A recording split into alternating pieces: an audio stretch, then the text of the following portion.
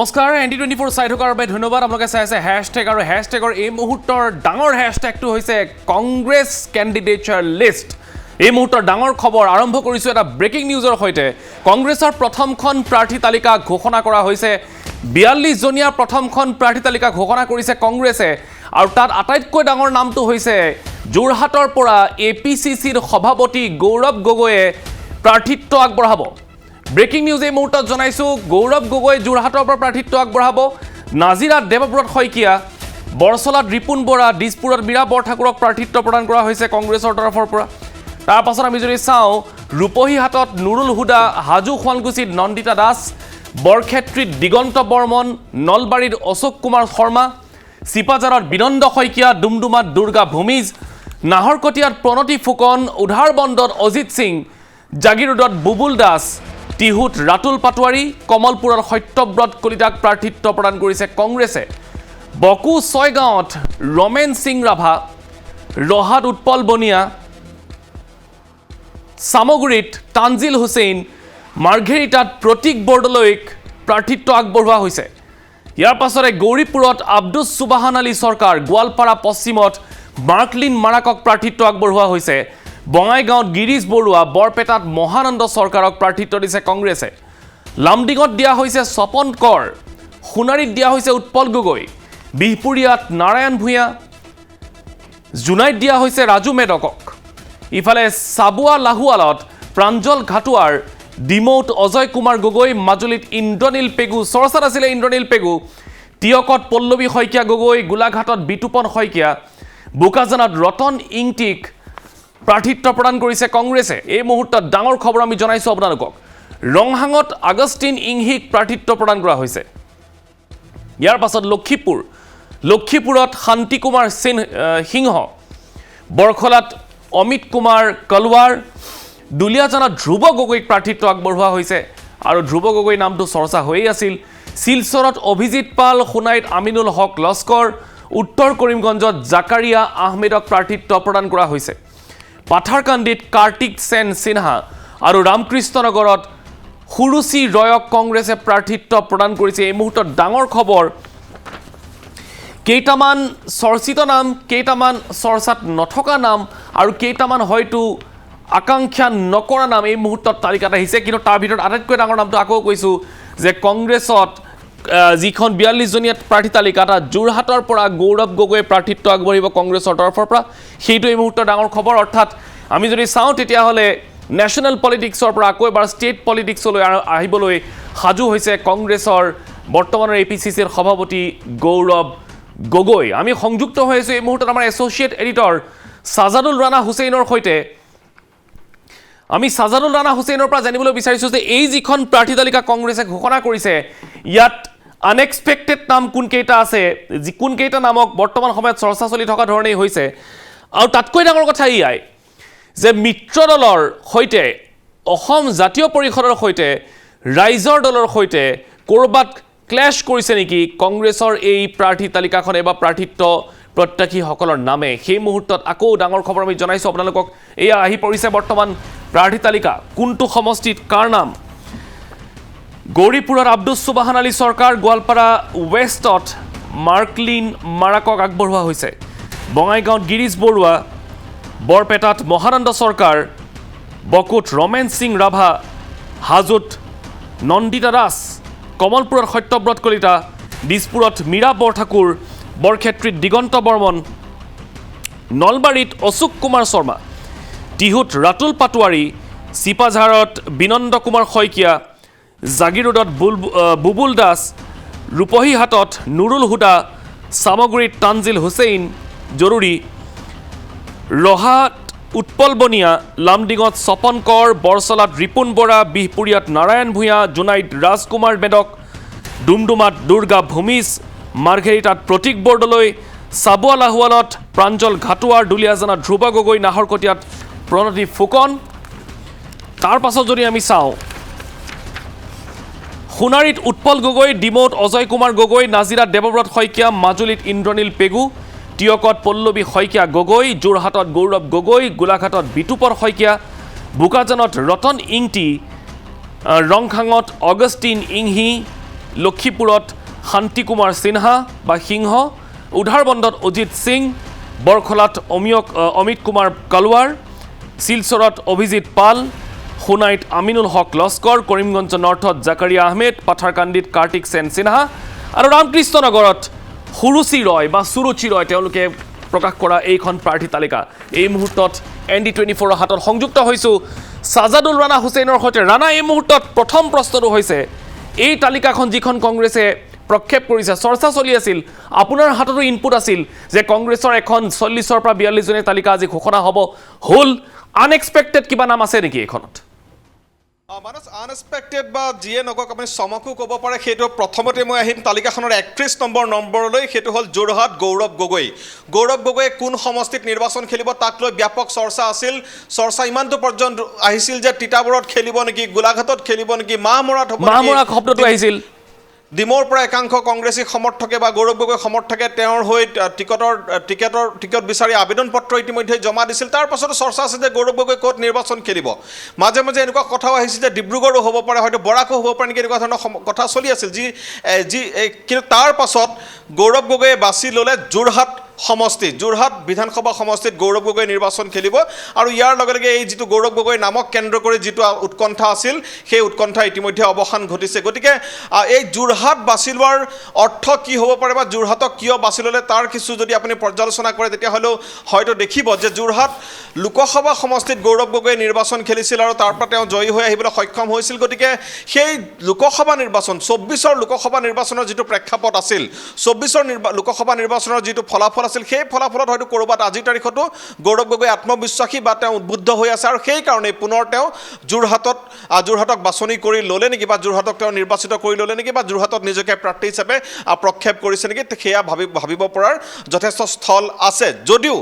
যোৰহাট লোকসভা সমষ্টিৰ সাংসদ হিচাপে নিৰ্বাচিত হৈ অহাৰ পাছত সমষ্টিত সময় নিদিয়াৰ এটা অভিযোগ গৌৰৱ গগৈৰ বিৰুদ্ধে আছিল, কিন্তু তেওঁলোকে নিশ্চিতভাৱে এটা ৰাষ্ট্ৰীয় দল বহু সমীক্ষা হয়তো তেওঁলোকে কৰিছে। সমীক্ষাৰ অন্তত এই সমষ্টিটো গৌৰৱ গগৈৰ বাবে অনুকূল হ'ব বুলি তেওঁলোকে অনুভৱ কৰি অৱশেষত গৌৰৱ গগৈ যোৰহাট সমষ্টিৰ পৰা বিধানসভা নিৰ্বাচনত অৱতীৰ্ণ হোৱাটো প্ৰায় চূড়ান্ত হ'ল। আপুনি আৰু এটা প্ৰশ্ন মোক কৰিছিল যে আনএক্সপেক্টেড কিবা আছে নেকি। মোৰ কাৰণে আটাইতকৈ আনএক্সপেক্টেড কথাটো হ'ল একেবাৰে তালিকাৰ শেষত 42 নম্বৰ স্থানত ৰামকৃষ্ণনগৰ SC বাবে সংৰক্ষিত যিটো সমষ্টিৰ শ্ৰীমতী সুৰুচি ৰয়। সুৰুচি ৰয়ৰ নামটো আনএক্সপেক্টেড। বৰাকৰ যিসকল আমাৰ সাংবাদিক সতীৰ্থ আছে বা বিভিন্নজনৰ সৈতে আমি কথা পাতিছোঁ, সুৰুচি ৰয়ৰ নামটো যথেষ্ট আনএক্সপেক্টেড। তেওঁলোকৰ বাবে অপ্ৰত্যাশিত এটা নাম।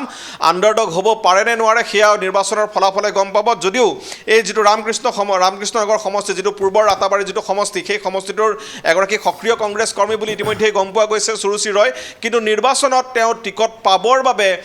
তেওঁ কিমান কি কৰিছিলে সেয়া জনা হোৱা নাই। তেওঁ নিৰ্বাচনত খেলিবৰ বাবে তেওঁ মানসিকভাৱে আৰু সাংগঠনিকভাৱে কিমান শক্তিশালী সেয়াও এই মুহূৰ্তলৈকে আমি জানিব পৰা হোৱা নাই, কাৰণ তালিকা এই মুহূৰ্তত ওলাইছে আৰু তালিকা ওলোৱাৰ লগে লগে সকলোৰে দৃষ্টি নিবদ্ধ হৈ থকা নামটোৱে হ'ল শ্ৰীমতী সুৰুচি ৰয়। তাৰ লগে লগে আৰু এটা গুৰুত্বপূৰ্ণ কথা মানস এইখিনিতে ক'ব লাগিব যে এই তালিকাখনত আনএক্সপেক্টেড নহয়,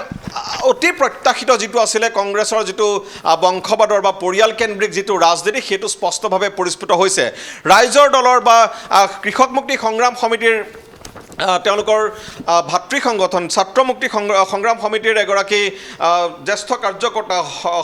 লক্ষ্যজ্যোতি গগৈ কিছু সময় পূৰ্বে ফেচবুকত এটা পোষ্ট দিছে। মই সেই পোষ্টটো এই মুহূৰ্তত দৰ্শকসকলক দেখুৱাবলৈ চেষ্টা কৰিম। তাত তেওঁ লিখিছে, কংগ্ৰেছত অব্যাহত পৰিয়ালবাদ। সতীৰ্থ পৰাগে যদি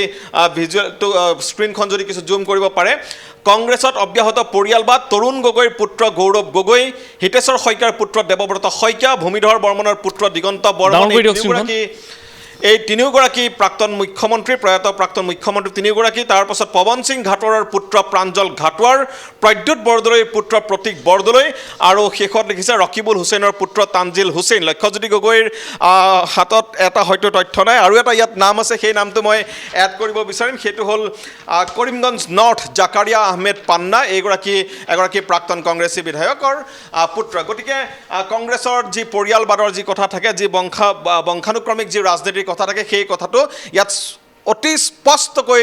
পৰিস্ফুট হৈছে। ইয়াত কোনো লোকঢাক তেওঁলোকে কৰা নাই। কংগ্ৰেছে পৰিয়ালবাদক যে প্ৰশ্ৰয় দিয়ে সেই কথাটো মোৰ ইণ্টাৰেষ্টিং এইটো লাগিছে যে কংগ্ৰেছে যোৰহাট সমষ্টিৰ পৰা গৌৰৱ গগৈক প্ৰক্ষেপ কৰিছে কংগ্ৰেছে যোৰহাট সমষ্টিৰ পৰা গৌৰৱ গগৈক প্ৰক্ষেপ কৰাৰ কাৰণটো কি হ'ব পাৰে কাৰণ চৰ্চা চলি আছে যে যোৰহাট সমষ্টিত কিন্তু এবাৰ বিজেপিও সাজু হৈ আছে বিজেপিৰ এগৰাকী বিশেষ সাংসদৰ নাম ইতিমধ্যে চৰ্চাত আছে সেই যোৰহাট সমষ্টিৰ পৰা গতিকে কংগ্ৰেছে এইটো লাষ্ট মোমেণ্ট তেওঁলোকৰ ডিচিজন নে তেওঁলোকৰ কেনেকুৱা সিদ্ধান্ত এইটো মানস প্ৰথম কথাটো চাওক যোৰহাটক কেন্দ্ৰ কৰি বিজেপিৰ কি স্থিতি হ'ব বা কি নীতি সেয়া এতিয়াও যথেষ্ট দুখৰ অৱস্থাত আছে কাৰণ আপোনাৰ হয়তো মনত আছে কিছুদিন পূৰ্বে চৰ্চা এনেকুৱালৈকে আহিছিল লোকসভা নিৰ্বাচনৰ পাছত যে যোৰহাট সমষ্টিত ৰাজ্যৰ মুখ্যমন্ত্ৰী ডক্টৰ হিমন্ত বিশ্ব শৰ্মা প্ৰাৰ্থী হ'ব নেকি বিধানসভা নিৰ্বাচনত এই সমাগত বিধানসভা নিৰ্বাচনত সেই চৰ্চা আছিল তাৰ পাছত এনেকুৱা চৰ্চা আছিল যে হিতেন্দ্ৰনাথ গোস্বামী বিধানসভাৰ প্ৰাক্তন অধ্যক্ষ প্ৰাক্তন মন্ত্ৰী এতিয়া যোৰহাটৰ যিগৰাকী বিজেপি বিধায়ক তেওঁ ৰাজনীতিৰ পৰা অৱসৰ ল'ব বুলি চৰ্চা চলিছিল আৰু তেওঁ ক'ৰবাত হয়তো কোৱা মোৰ মনত আছে যে তেওঁ হয়তো সক্ৰিয় ৰাজনীতিত অংশগ্ৰহণ সক্ৰিয় ৰাজনীতিত তেওঁ বৰ্তি নাথাকিব কিন্তু শেহতীয়াকৈ বিদেশ ভ্ৰমণৰ পৰা আহি হিতেন্দ্ৰনাথ গোস্বামীয়ে ND24ৰ সাংবাদিক আমাৰ যোৰহাটৰ সাংবাদিক প্ৰিয়ংকা সেনাপতিৰ সন্মুখত এটা মন্তব্য প্ৰদান কৰিছিল যে তেওঁলোকে যেনেকুৱা ধৰণৰ প্ৰাৰ্থী বিচাৰিছিল যোৰহাটত তেওঁৰ বিকল্প হিচাপে সেই প্ৰাৰ্থী তেওঁলোকে হয়তো নাপালে গতিকে মুখ্যমন্ত্ৰীয়েও বিচাৰিছিল আন এগৰাকী প্ৰাৰ্থী তাত যাতে অৱতীৰ্ণ কৰাব পাৰে নেকি কিন্তু সেই চেষ্টা তেওঁলোকৰ বিফল হ'ল গতিকে হিতেন্দ্ৰনাথ গোস্বামীয়ে পুনৰ এই সমষ্টিটোৰ পৰা নিৰ্বাচন খেলিব আৰু তেওঁ সম্পূৰ্ণৰূপে সাজু বুলি ৰাণা মই 1 মিনিট আপোনাক লাইনত ৰাখিছোঁ এই কাৰণ আমি এই মুহূৰ্তত বিহপুৰীয়াৰ পৰা কিছু দৃশ্য পোনপটীয়া সম্প্ৰচাৰত পাই আছোঁ ৰাম ভূঞা বা নাৰায়ণ ভূঞাৰ বাসগৃহৰ সন্মুখত এতিয়া আতচবাজি আমাৰ পলিটিকেল এডিটৰ পংকজ প্ৰতিম বৰা বৰ্তমান তাতে উপস্থিত আছে আৰু এয়া দৃশ্য আমি দেখুৱাইছোঁ ৰাম ভূঞাক সকলোৱে তাত দাঙি লৈছে আৰু সকলোৱে আচলতে তেখেতৰ সমৰ্থনত ওলাইছে পংকজ প্ৰতিম বৰা বৰ দেৰি নকৰোঁ আপোনাৰ ওচৰলৈ আহিছোঁ পোনে পোনে মই ৰাম ভূঞাৰ ওচৰলৈ গৈছোঁ যে বহু প্ৰত্যাশিত বিহপুৰীয়াত যিহেতু তেওঁৰ প্ৰাৰ্থিত্ব প্ৰত্যাশী আছিল আৰু এতিয়া নাম ঘোষণা হৈছে প্ৰথম প্ৰতিক্ৰিয়া জানিব বিচাৰিছোঁ নাম ঘোষণা হৈছে ইতিমধ্যে হয় সৰ্বপ্ৰথমে ভাৰতীয় জাতীয় কংগ্ৰেছৰ আমাৰ সন্মানীয় সভাপতি গৌৰৱ গগৈ ডাঙৰীয়াকে প্ৰমুখ্য কৰি আমাৰ তত্ত্বাৱধায়ক জিতেন্দ্ৰ সিং ডাঙৰীয়াক আমি ধন্যবাদ জ্ঞাপন কৰিছোঁ আৰু দলটোৰ প্ৰত্যেকজন বিষয়ববীয়াকে আমি ধন্যবাদ জ্ঞাপন কৰিছোঁ আমাৰ বিহপুৰীয়া বিভিন্ন জাতি জনগোষ্ঠীৰ এটা সমষ্টি আধ্যাত্মিক এখন সমষ্টি এই সমষ্টিটো সেৱা কৰিবৰ কাৰণে দলে যি অকণমান সুযোগ দিছে পুনৰবাৰ আমি তেখেতসকললৈ ধন্যবাদ জ্ঞাপন কৰিছোঁ সম্ভাৱ্য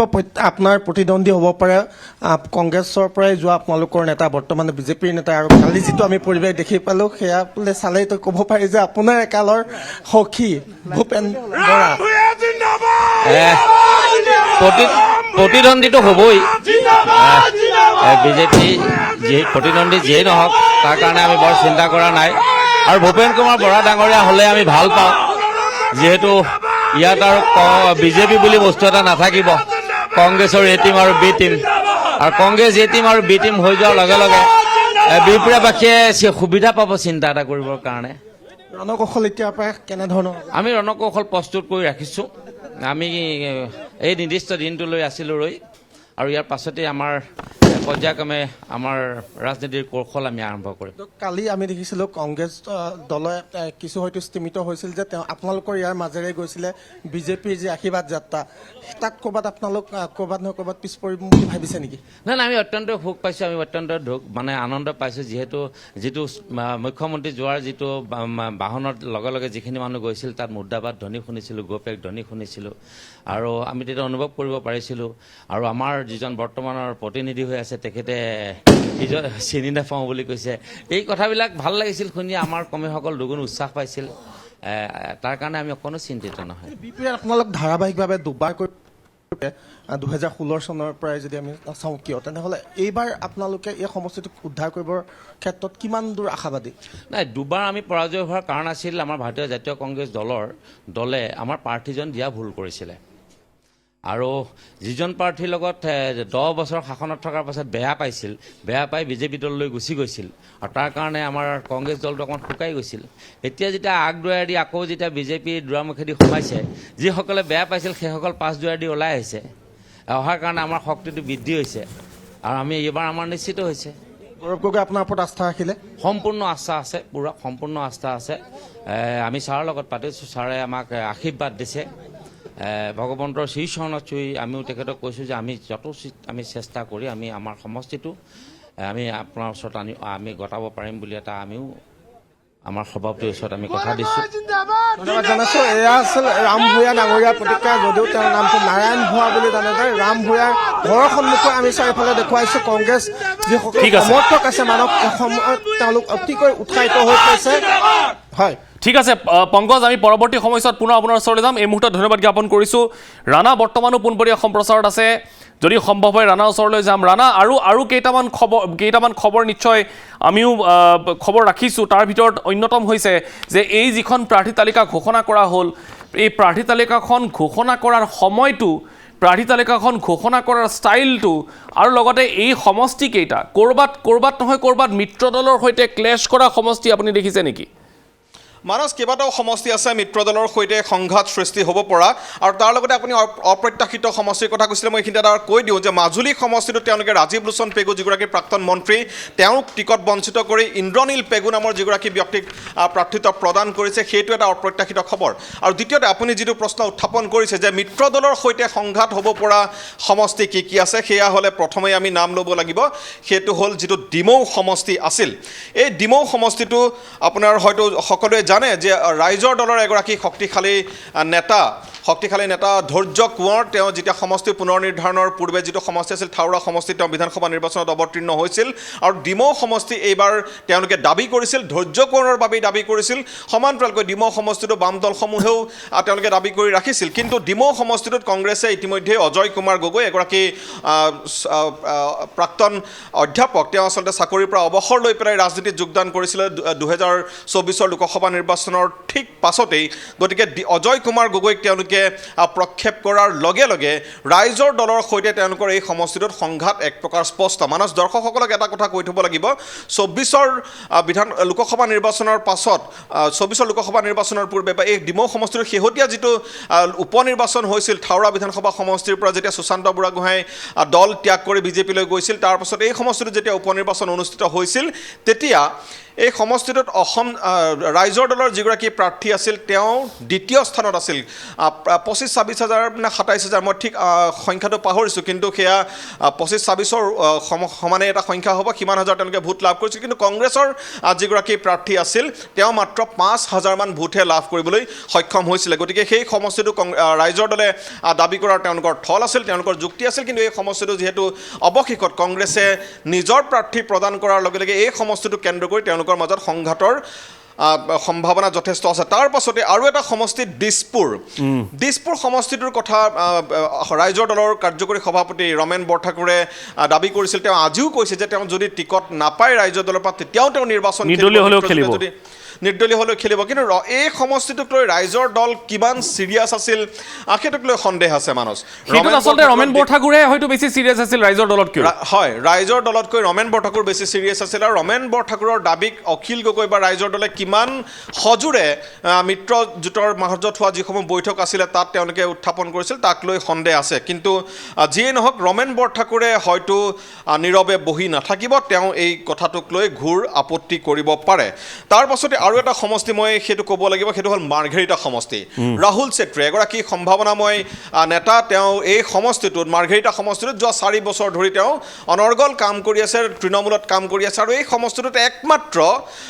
কংগ্ৰেছৰ যি পৰিয়াল কেন্দ্ৰিক ৰাজনীতি, সেই ৰাজনীতিৰ আধাৰতেই কংগ্ৰেছে নিজৰ পক্ষত ৰাখি। ৰাণা, মই 1 মিনিট লাইনত ৰাখোঁ নেকি? ৰমেন বৰঠাকুৰ ডাঙৰীয়াক আমি ফোনত পাইছোঁ, আমি তেখেতৰ প্ৰতিক্ৰিয়াটো লৈ লৈছোঁ।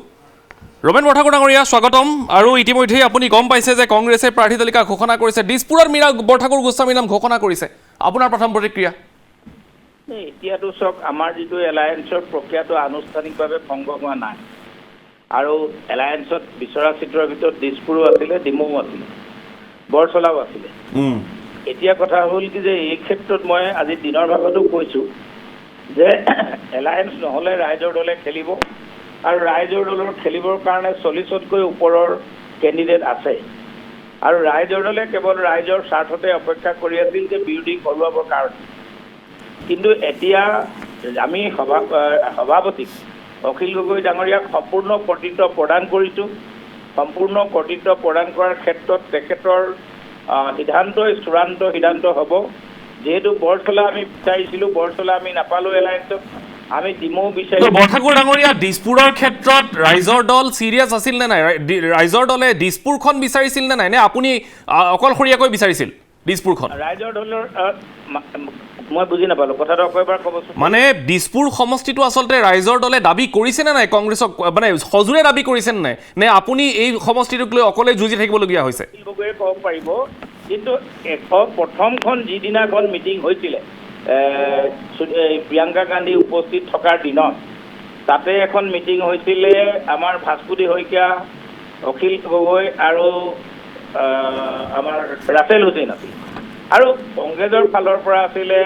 প্ৰদ্যুৎ বৰদলৈ দেৱব্ৰত শইকীয়া ৰকিবুল হুছেইন আৰু ৰিপুণ বৰা তাত কিন্তু কোনো সন্ধি হোৱা নাছিল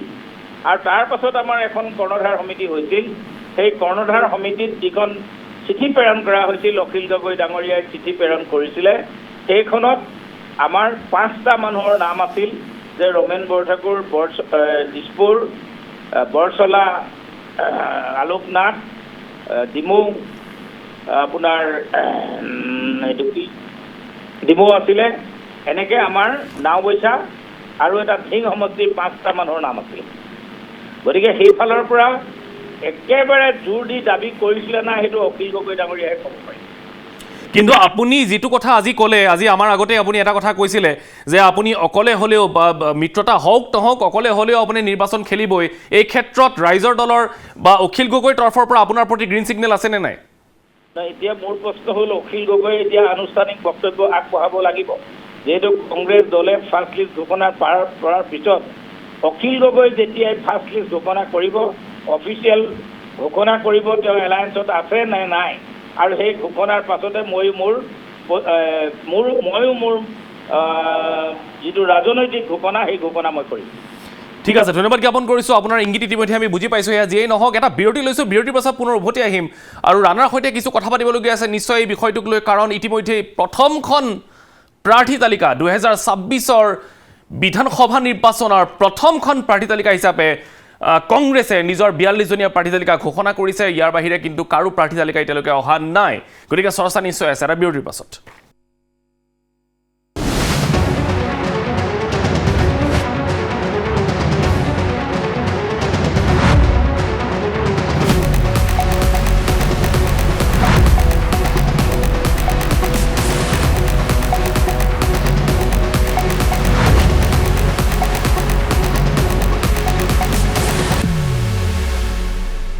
পুনৰ উভতি আহিছোঁ আপোনালোকে চাই আছে হেশ্বটেগ আৰু ইতিমধ্যে আমি আপোনালোকক জনাইছোঁ যে কংগ্ৰেছে প্ৰথমখন প্ৰাৰ্থী তালিকা ঘোষণা কৰিছে দিছপুৰক লৈ কিন্তু ইতিমধ্যেই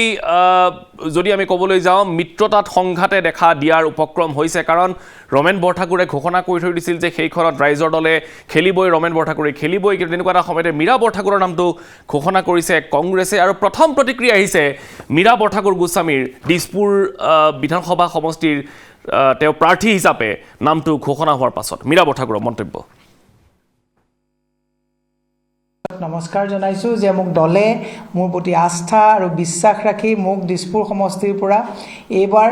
এইখন নিৰ্বাচনী যুঁজত যুঁজিবৰ কাৰণে মোক যি টিকেট দিলে মই তাৰ কাৰণে সকলো ওচৰতে কৃতজ্ঞতা জ্ঞাপন কৰিছোঁ আৰু গুৱাহাটী দিছপুৰবাসী ৰাইজলৈ মই বিনম্ৰতাৰে অনুৰোধ জনাইছোঁ যে আপোনালোকে এবাৰ মোকো এপাক আপোনালোকে দিছপুৰলৈ পঠোৱাৰ ক্ষেত্ৰত আপোনালোকে অংশগ্ৰহণ কৰক এবাৰ চাওক মই আপোনালোকক প্ৰতিশ্ৰুতি দিছোঁ যে আপোনালোকৰ বিপদে আপদে মই আপোনালোকৰ ওচৰত খাৰা থাকিম আৰু মই গৌৰৱ গগৈ ডাঙৰীয়াকো মই প্ৰতিশ্ৰুতি দিছোঁ আমাৰ দলৰ নেতৃত্বকো প্ৰতিশ্ৰুতি দিছোঁ যে আপোনালোকে মোৰ প্ৰতি যিটো বিশ্বাস দিছে এই বিশ্বাসটোৰ কাৰণে মই অহোপুৰুষাৰ্থ চেষ্টা কৰিম আৰু দিছপুৰবাসী ৰাইজৰ পাহাৰত থকা তলত থকা যিসকল ব্যক্তি আছে সকলোকে মই আপোনালোকক এটা প্ৰতিশ্ৰুতি দিছোঁ যে আপোনালোকৰ যিকোনো বিপদত মোক আপোনালোকৰ সন্মুখত পাব সেইখিনি মই আজি সকলোৰে ওচৰত মই মোৰ কথা কৈছোঁ আৰু মই দলৰ বুথ পৰ্যায়লৈকে জিলা সভাপতি মহিলা কংগ্ৰেছ যুৱ কংগ্ৰেছ NSY সেৱা দল ছ'চিয়েল মিডিয়া য়ং ব্ৰিগেড আমাৰ বিভিন্ন যিবিলাক চেলছ আছে সকলোকে মই অতি আন্তৰিকতাৰে সহযোগিতা মই বিচাৰিছোঁ লগতে আমাৰ যিসকলে প্ৰাৰ্থিত্ব বিচাৰিছিলে যিসকলে আজি প্ৰাৰ্থিত্ব এজনেই পাব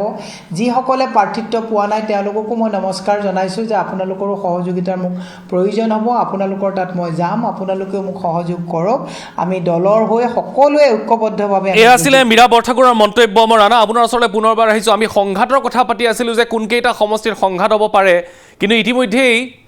ৰাণাক পাইছোঁ ইতিমধ্যেই প্ৰথমখন সংঘাতৰ উকমুঙনি দেখিবলৈ পোৱা গৈছে ৰমেন বৰঠাকুৰ উল্টাই অখিল গগৈৰ পৰাহে উত্তৰ বিচাৰিছে যে অখিল গগৈ কেতিয়া মুখ খুলিব সমষ্টিক লৈ কাৰণ ইতিমধ্যেই মীৰা বৰঠাকুৰৰ নাম ঘোষণা কৰি দিছে কংগ্ৰেছে নিশ্চিতভাৱে মানস দিছপুৰক লৈ পেলাই বা ডিমৌক লৈ পেলাই যে কিছু সংঘাত দুইটা দলৰ মাজত হ'ব আৰু এটা কথা আপুনি মানস চাব এতিয়ালৈকে কিন্তু কংগ্ৰেছ আৰু ৰাইজৰ দলৰ মাজৰ মিত্ৰতা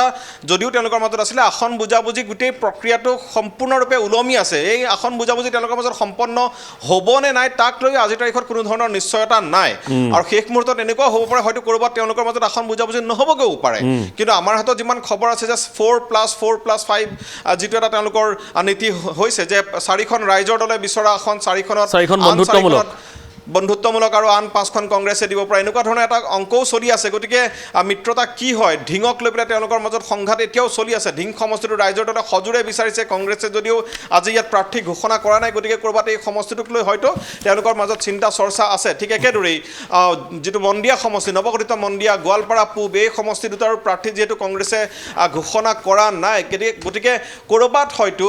আলোচনাৰ তেওঁলোকৰ মাজত চলি আছে ক'ৰবাত হয়তো এতিয়াও চূড়ান্ত এটা সিদ্ধান্ত দুয়োটা দলে ল'বগৈ পৰা নাই বা উপনীত হ'ব পৰা নাই যাৰ বাবেই এই সমষ্টিসমূহতো হয়তো কংগ্ৰেছে প্ৰাৰ্থী ঘোষণা কৰা নাই কাৰণ আপুনি যদি চাই সাংগঠনিকভাৱে এই তিনিওটা সমষ্টি মই যি তিনিটা কথা উল্লেখ কৰিলোঁ ঢিং হওক আপোনাৰ মন্দিয়া হওক বা পূব গোৱালপাৰা আৰু তাৰ লগতে দলগাঁও সমষ্টি সংখ্যালঘু অধ্যুষিত এই 4টা সমষ্টিত কিন্তু কংগ্ৰেছৰ সংগঠন শক্তিশালী থকা স্বত্তেও তেওঁলোকৰ প্ৰাৰ্থীৰো অভাৱ নাই গতিকে প্ৰাৰ্থী তেওঁলোকে তালিকাত এই 42জনীয়া তালিকাত নাম নোসোমোৱাটোৱে ক'ৰবাত হয়তো এটা ইংগিত প্ৰদান কৰে যে আলোচনা এতিয়া অব্যাহত আছে এতিয়া আমি ইতিমধ্যে উল্লেখ কৰিছোঁ ডিমৌ সমষ্টিটোৰ ক্ষেত্ৰত কংগ্ৰেছ আকুৰগুজ আছিলে আৰু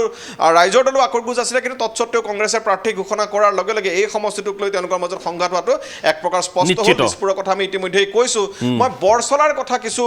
ক'ব লাগিব বৰচলাৰ কোৱাৰ পূৰ্বে মই মানস যিটো মাৰ্ঘেৰিটাৰ কথা আপোনাক কৈ আছিলোঁ মাৰ্ঘেৰিটা সমষ্টিটোত ৰাহুল চেত্ৰী বা মাৰ্ঘেৰিটা সমষ্টিটোৰ লগত কংগ্ৰেছ আৰু ৰাইজৰ দলৰ মাজত বুজাবুজি নোহোৱাটোৱে ক'ৰবাত কংগ্ৰেছৰ এই যিটো এটা পৰম্পৰা যিটো আছিলে পৈতৃক সম্পত্তিৰ দৰে কংগ্ৰেছক একাংশ নেতাই যিদৰে ব্যৱহাৰ কৰে তেওঁলোকৰ পৰিয়ালকেন্দ্ৰিক যিটো ৰাজনীতি যিটো অতি দৃষ্টিকটু সেই কথাটো কিন্তু স্পষ্টভাৱে পৰিস্ফুট হ'ল এতিয়া বৰচলা সমষ্টিটোলৈ আহক বৰচলা সমষ্টিটো কংগ্ৰেছৰ পৰা বিচাৰিছিলে ৰাইজৰ দলে আৰু তাত তেওঁলোকে কৈছিল যে অলকনাথ যিগৰাকী অসম আন্দোলনৰ শ্বহীদ পৰিয়ালৰ এগৰাকী সদস্য গতিকে অলকনাথক তেওঁলোকে প্ৰাৰ্থিত্ব তাত প্ৰদান কৰিব বা তেওঁক প্ৰাৰ্থী হিচাপে প্ৰক্ষেপ কৰিব বুলি ইতিমধ্যে অখিল গগৈয়ে ঘোষণা কৰিছে কিন্তু বৰচলা সমষ্টিটোত যোৱা 6টামান মাহ পূৰ্বৰে পৰা ৰিপুন বৰা অসম কংগ্ৰেছৰ প্ৰাক্তন সভাপতি প্ৰাক্তন সাংসদ প্ৰাক্তন মন্ত্ৰীৰ মাজতে তেওঁ কুচকাৱাজ আৰম্ভ কৰি দিছে হয় যোৱা 6টা মাহ ধৰি তেওঁ তাত কুচকাৱাজ আৰম্ভ কৰিছে গতিকে ৰিপুন বৰাৰ নাম ওলোৱাৰ লগে লগে ক'ৰবাত অখিল গগৈ বা ৰাইজৰ দলো এই সমষ্টিটোক লৈ কিছু থমকিবলৈ বাধ্য হৈছিল বুলি অখিল গগৈ নিজেই কৈছিল গতিকে বৰচলা সমষ্টিক লৈ তেওঁলোকৰ মাজত যদিও কিছু হয়তো মত পাৰ্থক্য থাকিব কিছু সংঘাত হ'ব কিন্তু সেইটো সিমান এটা পৰ্যায়লৈ গুচি নাযাব যিমানটো আপোনাৰ ডিমৌ সমষ্টি আৰু মাৰ্ঘেৰিটাক লৈ হ'ব আৰু তাৰ বিপৰীতে কিন্তু তেজপুৰ সমষ্টিটো আমাৰ হাতত যিমান খবৰ আছে তেজপুৰ সমষ্টিটো ৰাইজৰ দলক কংগ্ৰেছে দিব বিচাৰিছে আৰু সেই সমষ্টিটোৰ পৰা অলকনাথক প্ৰাৰ্থিত্ব প্ৰদান কৰিবলৈ কংগ্ৰেছে প্ৰস্তাৱ দিছে গতিকে সেয়া মিত্ৰতা এই যি 5টা আসন য'ত কংগ্ৰেছে ৰাইজৰ দলক নিজেই দিছে সেই 5টাৰ ভিতৰত এটা তেজপুৰ সমষ্টিটো আছে বুলি এই মুহূৰ্তলৈকে গম পোৱা গৈছে গতিকে ৰাণা আৰু এটা ইণ্টাৰেষ্টিং আজিৰ দিনটো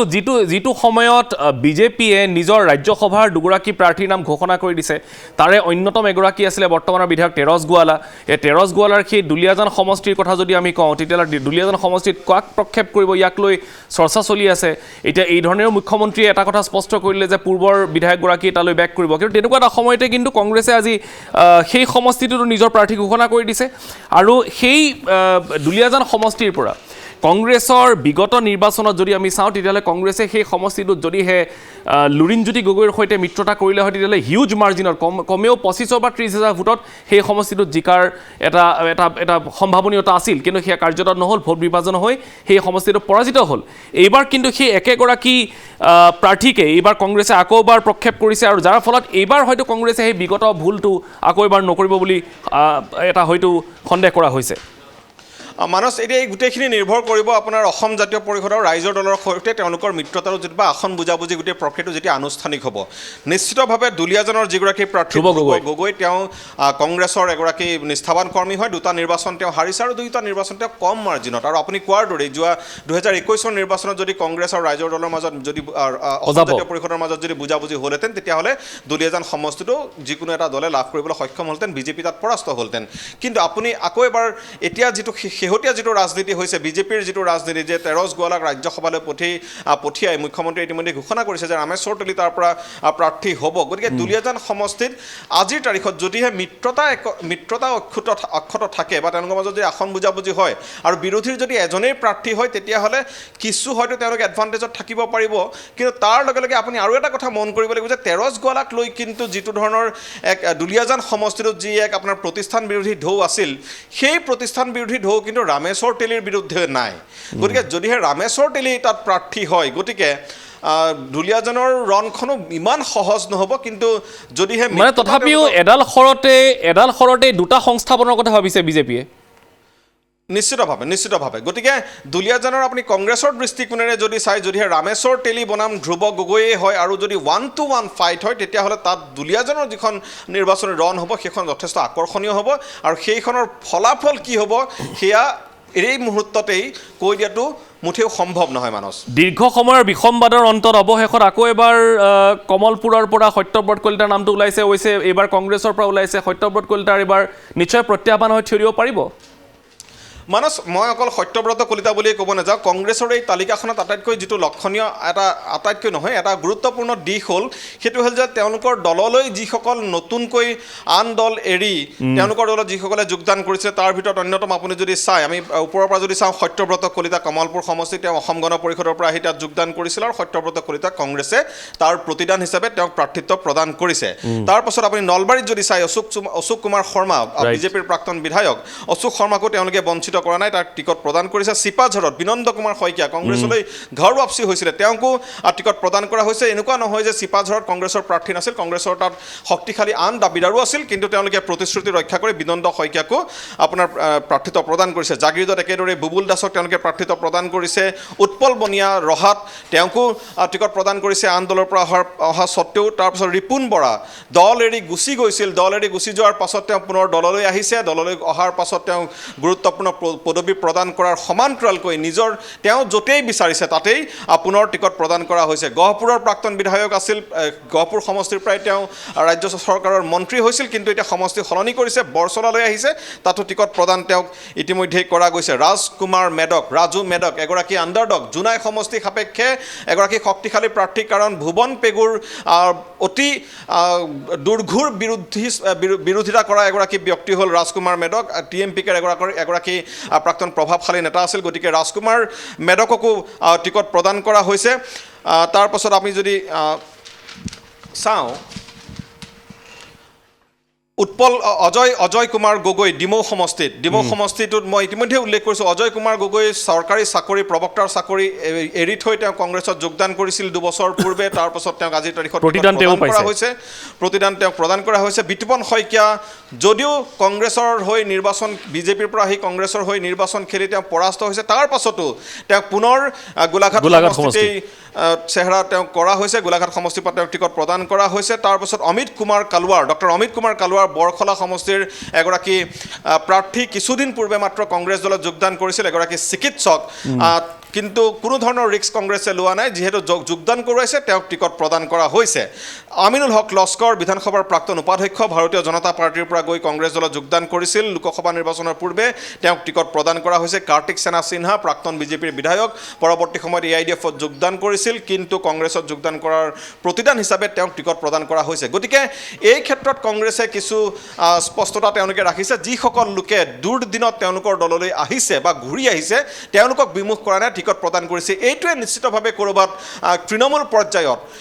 কংগ্ৰেছক লাভৱান হয়তো কৰিব যে যিসকলক তেওঁলোকে নতুনকৈ নিজৰ দললৈ আনিছে বা আমদানি কৰোৱা হৈছে তেওঁলোকক টিকট প্ৰদান কৰিছে গতিকে এই দিশসমূহো চাবলগীয়া তাৰ সমান্তৰালকৈ আমি এটা কথাও ক'ব লাগিব যে কংগ্ৰেছে কিছু লোকক তেওঁলোকৰ পুৰণি কৰ্মীক বঞ্চিত কৰাৰ যিটো খবৰ আহিছে সেই খবৰটোৱে এই নতুনসকলক টিকট প্ৰদান কৰাৰ কেন্দ্ৰ কৰি কিছু তৃণমূলত হয়তো কিছু বিদ্ৰোহৰ সূচনা হ'ব পাৰে আৰু সেই বিদ্ৰোহ কেনেকৈ তেওঁলোকে মষিমূৰ কৰিব তাৰ কাৰণে তেওঁলোকে সময় পাব মানস যিহেতু নিৰ্বাচন এতিয়াও ঘোষণা হোৱা নাই গতিকে এতিয়া অতি কমেও প্ৰায় 40 দিনমান সময় আছে বুলি যদি আমি ধৰি লওঁ যদিহে মাৰ্চ মাহৰ দ্বিতীয় সপ্তাহত নিৰ্বাচন ঘোষণা হয় আৰু এপ্ৰিলৰ 11-12 তাৰিখৰ পূৰ্বে যদি নিৰ্বাচন সম্পন্ন হয় তেতিয়াহ'লে কেইবাটাও কিছু প্ৰায় 40 দিনমান সময় থাকিব গতিকে এই সময়ছোৱাত হয়তো তেওঁলোকে সেইসমূহ সংঘাত দূৰ কৰিবলৈ চেষ্টা কৰিব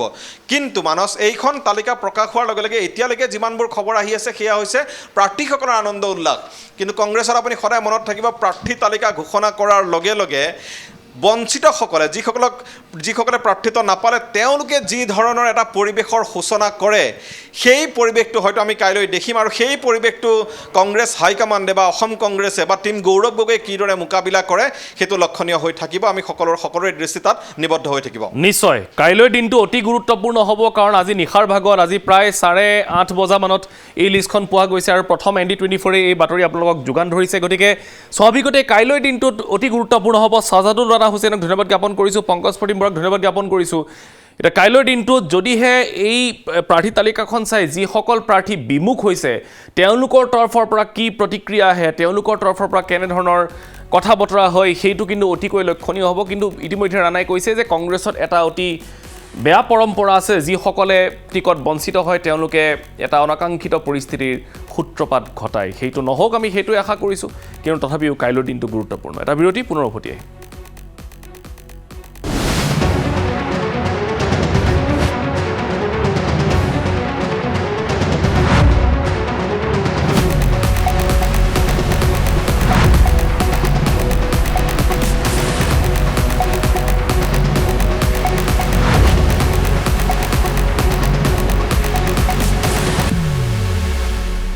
খবৰ ৰাজ্যসভাৰ লগতে সংগতি ৰাখি সেই কানেকশ্যনটো যায় বিধানসভা নিৰ্বাচনলৈও পৰ্যাপ্ত সংখ্যক ভোট নথকা সত্ত্বেও ৰাজ্যসভাত খালী হ'বলগীয়া তৃতীয়খন আসন দখলৰ লক্ষ্য নিৰ্ধাৰণ কৰিছে শাসকীয় বিজেপি নেতৃত্বাধীন মিত্ৰজোঁটে ইয়াৰ বাবে মিত্ৰজোঁটে সংগ্ৰহ কৰিছে মনোনয়ন পত্ৰ কিন্তু মনোনয়ন পত্ৰ সংগ্ৰহৰ পাছতো তৃতীয়খন আসন দখলৰ অংক মিলাব পৰা নাই বিৰোধীয়ে ইয়াৰ মাজতে প্ৰথম দুখন আসনৰ বাবে আজি বিজেপিয়ে নিজৰ দলীয় প্ৰাৰ্থীৰ নাম ঘোষণা কৰিলে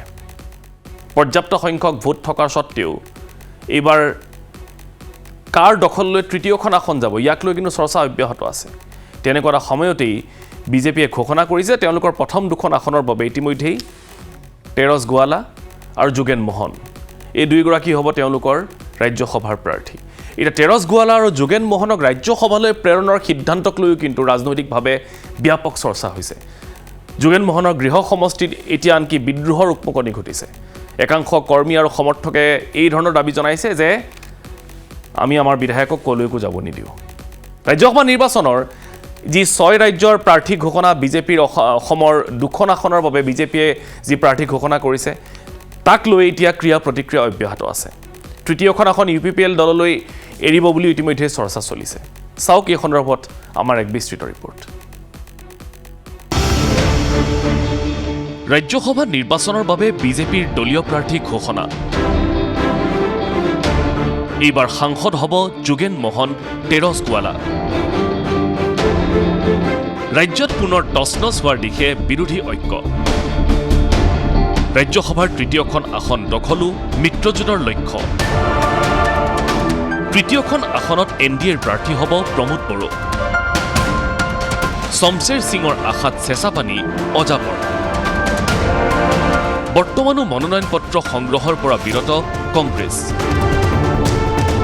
এইবাৰ কি হ'ব বদৰুদ্দিন আজমলৰ ৰাজনৈতিক ভৱিষ্যত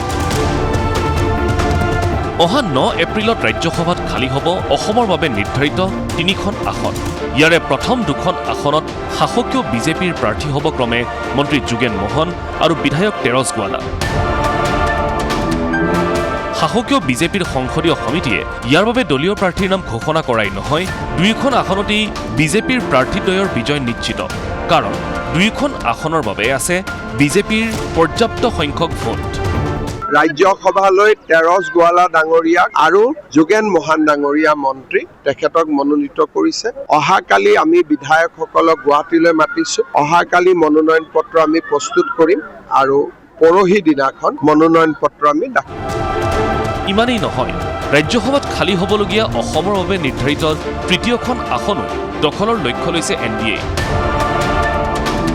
ৰাজ্যৰ বিৰোধী শিবিৰত সূচনা হোৱা ৰাজনৈতিক সংকটৰ সুযোগতে তৃতীয়খন আসন দখলৰ বাবে নেশ্যনেল ডেমক্ৰেটিক এলায়েন্স চমুকৈ NDA যুগুত কৰিছে ৰণনীতি। সেই অনুসাৰে UPPLৰ সভাপতি প্ৰমোদ বড়োৰ হৈ সাংসদ জয়ন্ত বসুমতাৰীয়ে ইতিমধ্যেই সংগ্ৰহ কৰিছে মনোনয়ন পত্ৰ, যাক লৈ মঙলবাৰে UPPLে গ্ৰহণ কৰিব চূড়ান্ত সিদ্ধান্ত।